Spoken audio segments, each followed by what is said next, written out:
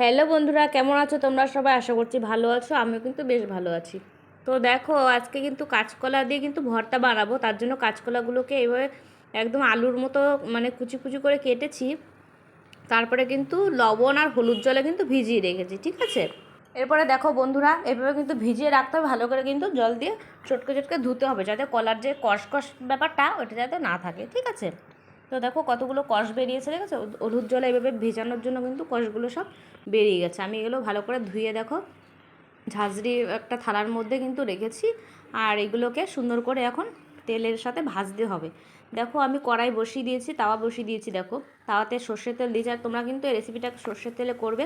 আর দেখো শুকনো লঙ্কা এখানে দিয়ে দিয়েছি। তো শুকনো লঙ্কাতেই বেশি টেস্ট হয়, কাঁচা লঙ্কা দিয়েও করতে পারো, তোমাদের ইচ্ছা, ঠিক আছে? তারপরে দেখো পেঁয়াজ আর রসুন এইভাবে দিয়ে দিলাম, একটু গোটা গোটা করে কেটে ভাজা করতে হবে। তারপরে আমি কালো জিরেও দিয়ে দিয়েছি, ভালো করে একটু ভাজা ভাজা করতে হবে যাতে কাঁচা গন্ধটা চলে যায়। তারপরে কলাগুলোও দিয়ে দিলাম, তারপরে এখন ভালো করে ভেজে নিতে হবে। দেখো এইভাবে ভাজতে ভাজতে সুন্দর করে নাড়াতে হবে। তারপরে সুন্দর করে দেখো জলগুলো শুকিয়ে যাবে, এবার সুন্দর ভাজা ভাজা টাইপের, একটু শুকনো শুকনো টাইপের হয়ে যাবে।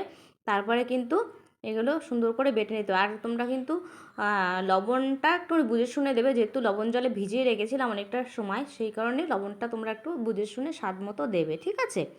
তো দেখো খুব সুন্দর করে কিন্তু ভেজে নিয়েছি। তোমরা চাইলে কিন্তু এইভাবেও কিন্তু কলা ভাজা এইভাবেও কিন্তু ভাতের সাথে খেতে পারো, খুব টেস্ট হয়, খুব ভালো লাগে খেতে।